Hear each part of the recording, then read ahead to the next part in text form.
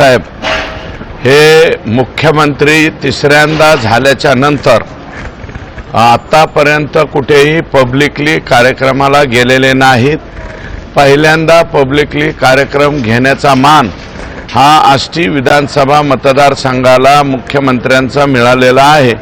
त्याच्यामुळे आम्ही फार आनंदी आहोत आणि हा जो प्रकल्प आहे हा प्रकल्प आमच्या आष्टी तालुक्यासाठी आष्टी मतदारसंघासाठी एक जीवनवाहिनी म्हणून या ठिकाणी होणार आहे। पुढच्या 25 पिढ्या आमच्या सुखानं या ठिकाणी जगणार आहेत। म्हणून हा प्रकल्प या ठिकाणी 1.68 TMC पाणी हे आता आम्हाला मिळालेलं आहे आणि सन्माननीय मुख्यमंत्री महोदयांनी मागे जलसंपदा खातं त्यांच्याकडे होतं आणि उपमुख्यमंत्री असताना या प्रकल्पाला सुधारित प्रशासकीय मान्यता दिलेली आहे। 2800 समथिंग कोटीची ही संपूर्ण योजना आता झालेली आहे आणि त्यापैकी 1400 कोटी रुपयाचं काम जे इलेक्शनच्या अगोदर त्यांनी सुरू करण्याची परवानगी दिली, परंतु त्याच्या बोगद्याच्या कामाचा शुभारंभ हा माननीय मुख्यमंत्री महोदय यांच्या हस्ते आणि जलसंपदा मंत्री विखे पाटील साहेब, राम शिंदे साहेब सभापती आपल्या विधान परिषदेचे या सर्वांच्या उपस्थितीमध्ये जिल्ह्यातील सर्व आमदार हे यांच्या उपस्थितीमध्ये हा कार्यक्रम होतोय। एकूण याचं वैशिष्ट्य कसं असणार आहे? कसा पाहिलं तर आष्टी तालुका हा दुष्काळी तालुका होता, यातून दुष्काळ कशा पद्धतीने पूर्णतः निघून जाईल आणि किती हजार हेक्टरचं जे क्षेत्र आहे ते पोलिसांना हे पहा, यापूर्वी कुकडीचं 500 MCFT पाणी मी ऑलरेडी आणलेलं आहे 2014 पर्यंत आमदार असताना। ते आमचा जो खालचा 625 MCFTचा मेकरी प्रकल्प आहे त्या प्रकल्पामध्ये ती टाकण्याची ती योजना 97% मी पूर्ण केली। या राज्याचे राज्यपाल मोहम्मद फजल साहेब असताना त्यांनी हेलिकॉप्टर उतरवलं होतं आणि त्यावेळेस पॉवर पॉईंट विचारला होता, तो पॉवर पॉईंट दिला आणि ती योजना मला वाटतं तिसऱ्या टर्मचा आमदार असताना करून घेतली आणि आता ही योजना ही 2005-06 पासून माझ्या डोक्यामध्ये होती। आता 14 पासून 24 पर्यंत मी नव्हतो। तुम्ही ज्या प्रकल्पावर बसलेला आहेत ह्याचं फक्त 2% काम झालं आणि आता मी आमदार झाल्याच्या नंतर जवळपास 23% काम हे उचललेलं आहे आणि या प्रकल्प हा संपूर्ण जो 5.68 TMC प्रकल्प आहे या प्रकल्पामुळं 27,543 हेक्टर क्षेत्र आष्टी तालुक्याचं ओलिताखाली येणार आहे। म्हणजे जवळपास 68 ते 70 हजार एकर जमीन ही आष्टी तालुक्याची ओलिताखाली येणार आहे। मात्र आपण जर बघितलं तर मुख्यमंत्री झाल्यानंतर देवेंद्रजी पहिल्यांदा बीड जिल्ह्यात येतील, हो, अशा पद्धतीने तुम्ही त्यांचं स्वागत करणार आहेत आणि त्या विकासाच्या दृष्टिकोनातून आज हा प्रकल्प महत्त्वाचा आहे। असे आणखी कुठले प्रकल्पाच्या संदर्भात तुम्ही मागणी करताय आणि नेमका त्या दिवसाचा प्रोग्राम कसा असणार?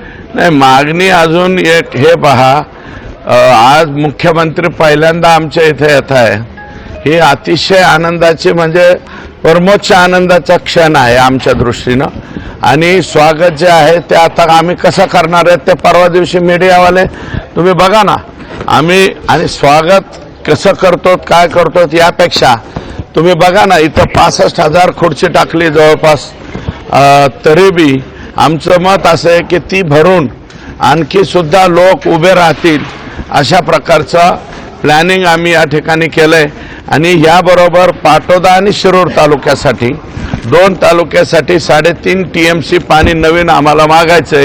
म्हणजे त्या 2 तालुक्याला तेवढं पाणी आलं की माझा मतदारसंघ हा सुजलाम सुफलाम होतो आणि माझ्या मतदारसंघातील मायबाप जनता ही मला दुआ देईल यासाठी मी हा प्रयत्न करतो। उपस्थिती या कार्यक्रमासाठी राहणार माननीय विखे पाटील साहेब आहेत, आम्ही प्रयत्न करतोय। अजितदादा हे पालकमंत्री आहेत आमचे आणि त्यांनी सुरुवातीला या प्रकल्पाची सुरुवात सुद्धा ते जलसंपदा मंत्री असतानापासून झालेली आहे। तर अजितदादांनी विनंती केलेली आहे, विखे पाटील येतो म्हणले ना, आमचे जावई आहेत राम शिंदे साहेब, माझ्या मतदारसंघातील त्यांच्या सौभाग्यवती आमच्या मतदारसंघातले आहेत। त्यामुळे जावई राज्याच्या सर्वोच्च पदावर व वरिष्ठ सभागृहाच्या सर्वोच्च पदावर मला वाटतं एवढी तरुण व्यक्ती या पदावर जाण्याची ही पहिली वेळ आहे. त्यांचंही आम्हाला सत्कार करायचा आहे, स्वागत करायचं आहे. जिल्ह्यातील सर्व आमदार या ठिकाणी उपस्थित राहतील तसं प्रयत्न आम्ही केलाय. आता पत्रिकेवर तर जिल्ह्यातले 2 मंत्री बी आहेत, परंतु आमदारांच्या पुरतंच आम्ही, मंत्र्यांच्या एवढे आमचे काही कॅपॅसिटी नाही. परंतु जिल्ह्यातले आमदार, काही इतर कार्यकर्ते आणि शेजारचे सुद्धा संग्राम जगताप आमदार साहेब, मोनिकाताई यांनाही निमंत्रित आम्ही या ठिकाणी केलेलं आहे.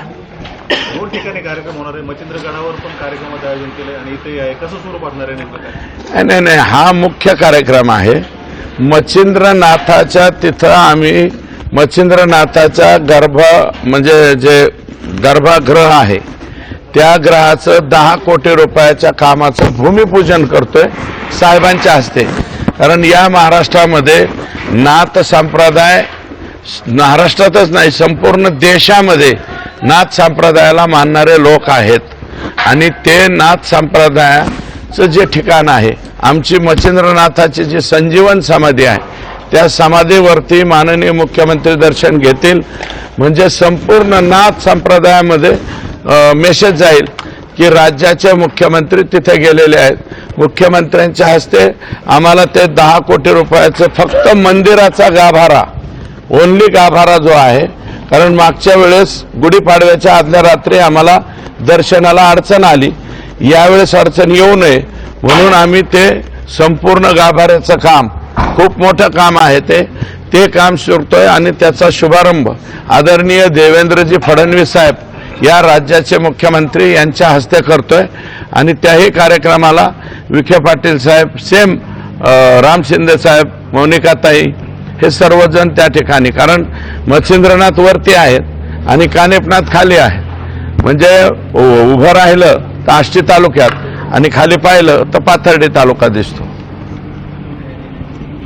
पहिला विकासाचा मुद्दा घेऊन जे आहेत निवडणुकीनंतर तुम्ही आज हे भूमिपूजन करताय, अजून कसल्या पद्धतीचा विकास जो आहे तो आष्टी पाटोदा शिरूर मतदारसंघात बघायचा नाही. सुरुवातीला माझं लक्ष शिक्षणावर, तर मी शिक्षणावर केंद्रित केलं, जरेवाडी पॅटर्न चालू केला. दुसरं मी आश्वासन दिलेलं होतं की हा प्रकल्प मी पूर्ण करेन.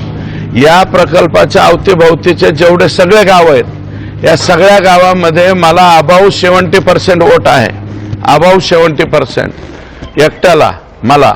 दरेकर नाना माझ्या शेजारी बसलेले, त्यांचा हा मूळ मतदारसंघ आहे जिल्हा परिषदेचा, मलाही मानणारे लोक आहेत आणि जनतेने विश्वास ठेवलाय की हा प्रकल्प पूर्ण करायचा असेल तर सुरेश धसला निवडून दिलं पाहिजे. कारण 10 वर्षामध्ये 2% काम झालं आणि आता जे आहे ते आम्ही हा प्रकल्प आमचा पूर्ण करून घेतलं आणि आमचा विश्वास आहे मुख्यमंत्र्यांवरती. आणि मुख्यमंत्र्यांनी आता 300 कोटी रुपये रिअप्रोप्रिएट करून दिले आम्हाला. 71 कोटी रुपये आमच्या 2 गावाच्या पुनर्वसनाला लागत आहेत. मागचे काही शेतकऱ्यांचे 13.5 कोटी रुपये द्यायचे आणि बाकीचे पण शेतकऱ्याचे आता आम्हाला भूसंपादन करायचे. साधं भूसंपादन सुद्धा नाही. मध्ये एक 48 हेक्टर केलं होतं, ते मी केलं तो, आणि त्यातले 13 हेक्टरचे पैसे अजून द्यायचे राहिलेले. तर ते पैसे सुद्धा माननीय मुख्यमंत्र्यांनी सभागृहामध्ये सांगितलं की कुंटेफळ, साठवण तलाव आणि शिंपोरा पाईपलाईनसाठी मी 300 कोटी रुपये दिले. आत्ताच मला ACS साहेबांचा फोन आला होता की ते आमचे रिअप्रोप्रिएशन फायनल होते, उद्यापर्यंत हे होतील आणि परवापर्यंत पुनर्वसनाचे पैसे द्यायला कलेक्टरांकडे पैसे येतील.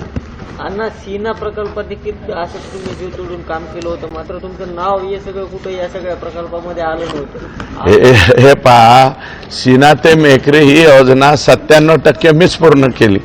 फक्त स्विच रूमचा कलर राहिला होता, तेवढा कलर हाणला आणि माझ्या पुढे जे 14च्या नंतर आमदार आले त्यांनी त्यावेळेस याच मुख्यमंत्री महोदयांना बोलवलं, देवेंद्रजींनाच बोलवलं.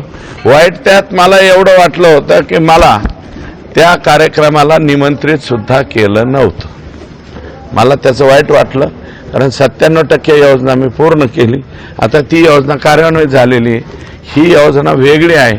हिचं स्वप्न 2005 ला आणि 5-6 ला या 2 वर्षामध्ये पाहिलं आणि ते मूर्त स्वरूप माझं आता 2024ला माझं स्वप्न पूर्ण होणार आहे.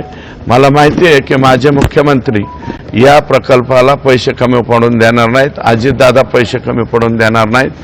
दोन्ही प्रकल्प पूर्ण होतील आणि राहिलेलं उंची वाढवण्याची जर परवानगी दिली, पाणी 4 TMC आम्हाला मिळेल अशी आशा आहे. कारण कृष्णा खोरे तंटा लवादाच्या समोर आम्ही आमची बाजू भक्कमपणे मांडलेली आहे आणि मराठवाड्याच्या वाट्याला 23.66 TMC पाणी आलेलं आहे. त्यातलं मराठवाडा म्हणजे बीड जिल्हा आणि धाराशिव जिल्हा आहे. तर 5.68 TMC आमच्या वाट्याला आहे आणि उर्वरित धाराशिवचं पाणी आहे 5 तालुक्याचं.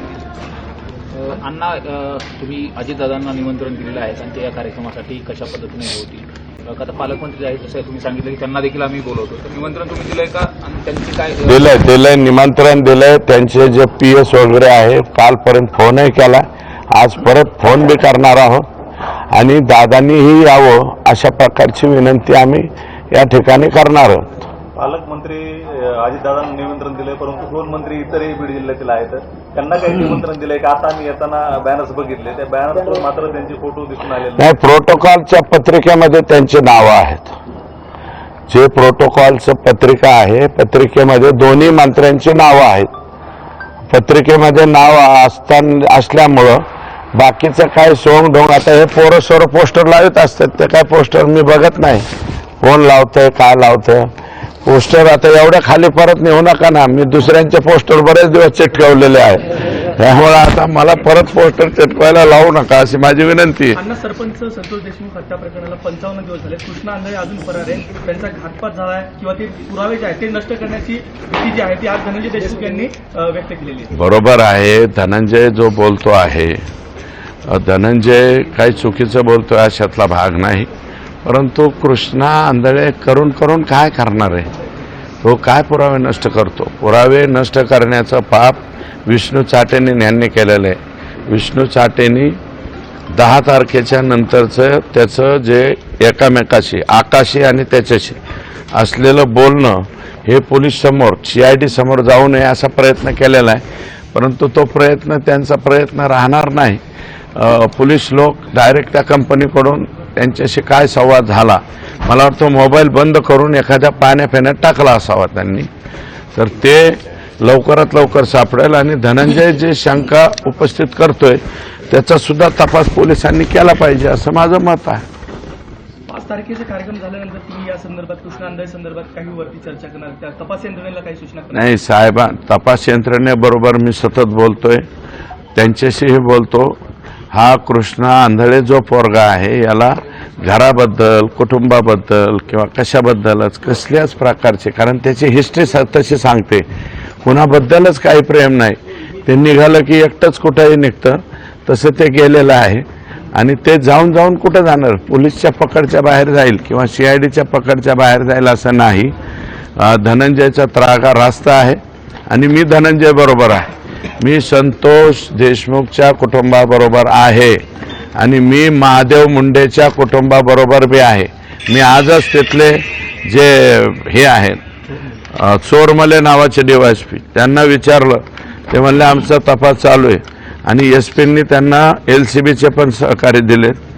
तर काय नाव ते DYSP? चोरमले DYSP तपास करतायत. महादेव मुंडेंचे मारेकरी सुद्धा लवकरात लवकर सापडले पाहिजेत. त्या लेकराच्या डोळ्यातलं जे पाणी आहे, मला वाटतं IBN ATNनीच ती मुलाखत घेतली होती, एवढं लेकरू आहे, त्या डोळ्यात पाणी आणलेलं आहे. त्याच्या डोळ्यातलं पाणी बघितल्याच्या नंतर मला सुद्धा प्रचंड राग आलेला आहे. ते आरोपी सापडलेच पाहिजेत, कोणी असो. आणि संतोष देशमुखचा हा शेवटचा माणूस सुद्धा सापडला पाहिजे. तुम्ही परळी मतदारसंघातले 73 कोटीच्या घोटाळ्यासंदर्भात जी कागदपत्र दाखवली होती, अजितदादांना देखील दिले, त्याच्यावरती नाही दिले, अजून नाही दिले. त्याच्यावरती चूक झाली. ती जी ऑर्डर निघाली नियोजन विभागाकडून, मी परवा हा कार्यक्रम संपल्यानंतर अजितदादांकडे जाणार आहे. 73 कोटी हे 2021 सालापासून 23 सालापर्यंत उचलले गेलेत. जे नियोजन विभागाकडून ऑर्डर निघाली ते मागील 2 वर्षाची निघाली. मागील 2 वर्षाचे काढून उपयोग नाही. मागील 21 पासून काढावी लागेल आणि खरं तर 2019 पासून काढावं लागेल. कोरोनाच्या काळात यांनी काय काय लफडी केलेली आहे, लफडीच म्हणा, काय गोंधळ घातलेला आहे या जिल्ह्यामध्ये. कारण तुम्हाला माहिती आहे आमच्या जिल्ह्यात रेमडेसिवीर सुद्धा विकत भेटत होतं ना, त्याच्यासाठी मीच आंदोलन केलं ना सुरेशजी, मीच आंदोलन केलं. जगताप कलेक्टरचा माझा व्हिडिओ आहे, मला वाटतं तो व्हायरल केलेला आहे, तुमच्याकडे सेवा असेल. कशासाठी भांडायला गेलतो मी? जिल्ह्यामध्ये रेमडेसिवीर 40,000, 30,000, 20,000 हे कोणाच्या काळात? मविया सरकारच्या काळात होते. हे आम्ही तर विरोधी पक्षात होतो, आम्ही तर भांडतच होतो. आणि माझं मत आहे की कोरोनाला पैसे डायव्हर्ट केले, कोरोनाला पैसे डायव्हर्ट केले, याच्या नावाखाली सुद्धा प्रचंड अनागोंदीचा कारभार तत्कालीन पालकमंत्र्यांनी केलेला आहे. त्याचे कागदपत्र काढतोय मी. आणि सगळ्यात मोठा घोटाळा सापडणार आहे परळी नगरपालिकेमध्ये, नगर परिषदेमध्ये. तो अजून सगळे कागद नाही आले. 73 कोटी तर किरकोळ आहेत, अजून ह्याच्यापेक्षा लय मोठे आकडे येणार आहेत. अजून बरंच आहे, तेलबिया आहे, आमच्याकडे आलेत कागद तेलबिया वगैरे, पण आता सध्या सवडच नाही. त्याच्यामुळे हे आमच्या कार्यक्रमाचं डायव्हर्सिफिकेशन नको म्हणून. आणि मी बाकीच्या काही यांच्या जे काही माझ्याकडे प्राप्त झालेलं आहे ते मी काढत नाही आत्ता सध्या, कारण कार्यक्रम माझा आहे. आणि संतोष देशमुखच्या खून प्रकरणावरून दुसरीकडे मीडियाचं लक्ष वळू नये म्हणून मी आज नाही त्याबाबत बोलत, त्याच्यानंतर बोलतो. आणि 73 कोटी रुपये हे क्लिअर कट बोगस उचलले गेलेले आहे. परळीमध्ये आज काही व्यापारी, सोने व्यापारी, आणि त्यांनी पोलीस स्टेशनच्या समोर ठिय्या केला. तिथं एका व्यापाऱ्याच्या संदर्भामध्ये धमकी देऊन त्याच्या प्लॉटवरती ताबा घेतला आणि धमकी दिली, जीवे मारण्याची धमकी दिली. त्याच्या निषेधार्थ आज व्यापारी रस्त्यावरती उतरले होते आणि विशेष पोलीस स्टेशनच्या समोर त्यांनी ठिय्या केलेला होता. म्हणजे हिंमत वाढली, सामान्य माणसाची हिंमत वाढली, गरीब माणसाची. यापूर्वी व्यापारी आणि हे 500 व्यापारी हे गाव सोडून गेलेत हे आकाच्या आणि यांच्या भीतीने. मग यादी देतो, यादी पण आलेली आहे माझ्याकडे, पण जरा 5 तारखेपर्यंत थांबा. 6 तारखेला बाईट देतो आणि यादी पण देतो, कोण कोण लोक कुठे गेलेले यादी देतो. तुम्ही मीडिया जा, त्यांना विचारा हे कशामुळे शहर सोडून आलेत. शहर सोडते लोक हे आता कोणाच्या प्लॉटच्या कोणी ताब्या घ्यायच्या. मी एक स्टेटमेंट केलं ना, ते कोणता डॉक्टर दुसऱ्याच्या एका लेडीच्या घरात त्याच्या जागेवर घर बांधतोय, आता सुद्धा बांधतोय. म्हणजे अजून परळी नगरपालिकेचा तो जो शिव आहे त्याला अक्कल आलेली नाही की ते काम थांबवावं म्हणून बोगस कामं चालू ठेवतोय. आणि मध्ये परळीला पूर आलता, पूर. यांनी परळीचे नाले सोडले नाहीत, नदी सोडली नाही, सगळ्यामध्ये अतिक्रमण करून बसलेत बरं का. आणि त्याच्यामुळं परळी शहरामध्ये पाणी घुसलं आणि नंतर नाटक दाखवते 10-10 हजाराचे किट देतो म्हणून. अरे तुमचे 10-10 हजाराचे किट कशाला लोकांना नुकसान भरपायचे? पहिलं परळी शहराचे नाले तुंबवले, नदीत तुंबवली, त्या राखेमुळं लोकांचं वाटोळं झालं. आणि काही काही राख सम्राट आहेत ना, यांचे घरं आपला राज्यपाल महोदयाचा बंगला आहे ना त्याच्यापेक्षा सुद्धा मोठे. जरा जाऊन बघा तिथले काही राख्या. आणि माझं मत आहे इन्कम टॅक्सवाल्यांनी जरा परळीकडे लक्ष द्यावं. ते हे बाकीचे म्हणजे मोठाले आका बेका हे तर झालं यांचा कार्यक्रम आता, पण बाकीचे आकाच्या खालचे जे छोटे आका, त्याच्यापेक्षा छोटा आका, पिल्लू आका, टिल्लू आका, सुल्लू आका हे जे आहेत हे जरा शोधा म्हणा. यांचे बी राज्यपालाच्या मला एवढाले जर घरं असतील तर मग अवघड आहे ना.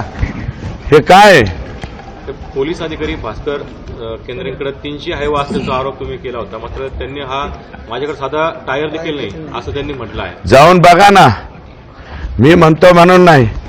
टायर 300 हायवा नाही 100 म्हणलो, अजूनही ठाम आहे. 15 JCB आणि तिथला मटका किंग जो आहे हा भास्कर केंद्रे किती म्हणजे भारी आहे, भारी. ते तुम्हाला 15 वर्ष झालं तो परळी तालुक्यातच राहतो. कसं काय राहतो तो?